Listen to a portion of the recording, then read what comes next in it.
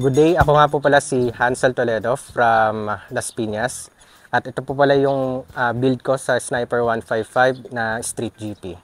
So, ang Street GP nga pala is circuit ready, race ready na concept pero street legal. So, itong build na to, nakita ko to kay Motodeck 2 years ago. And then, start nun, na-inlove na ako sa Street GP.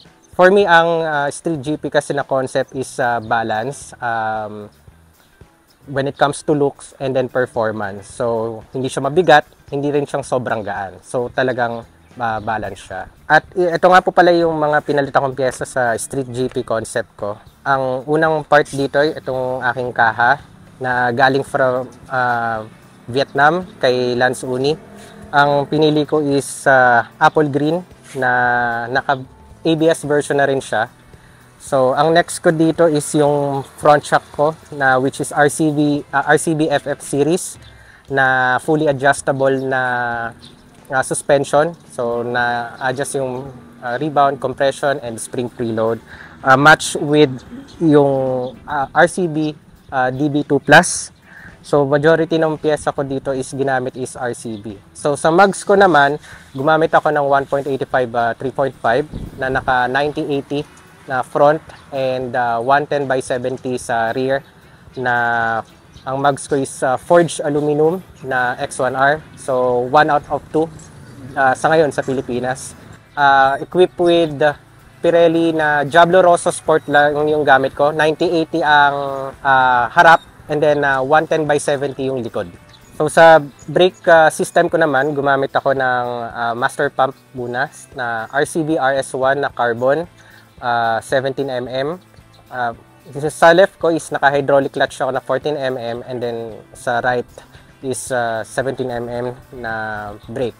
So sa caliper ko naman, gumamit ako ng 4-pot RCB and then sa rear ko naman is gumamit ako ng 2-pot caliper which is yung R55 and then sa front is R1 caliper. Yung disc ko nga pala, gumamit din tayo ng RCB S2 na 298mm and sa rear naman is gumamit lang ako ng stock ng Sniper. So sa ano nga pala, sa rear brake master gumamit tayo ng RCB forged din and sa mga hose naman gumamit rin tayo ng RCB. Ang gamit ko sa unahan is 850mm Teflon hose and sa likod naman is 480mm na RCB Teflon hose. So sa mga accessories ko po, gumamit ako ng RCB carbon lever guard. Ito po.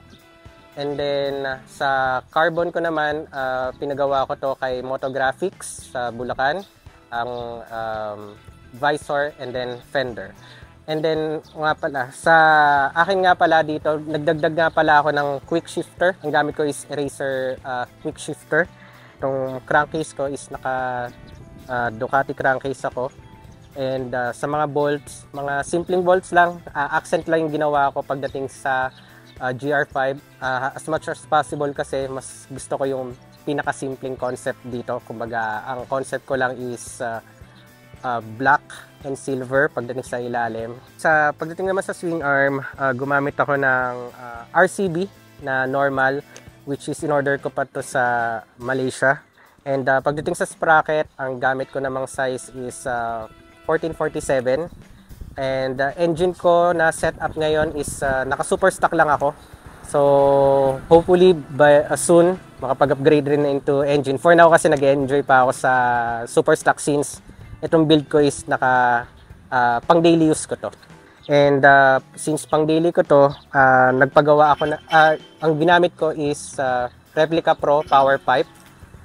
Match siya ng VMAX elbow, pinagawa ko custom GP yung VMAX elbow. And then pagdating sa shifter, gumamit tayo ng RCB S1 na racing shifter.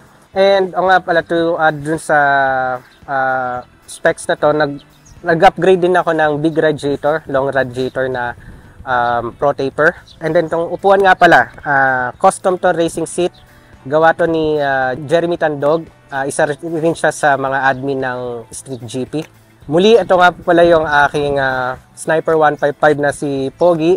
At ito ang build ko for Street GP, and ako si Hansel Toledo para sa Street GP Concept Show ng All About Wheels Manila.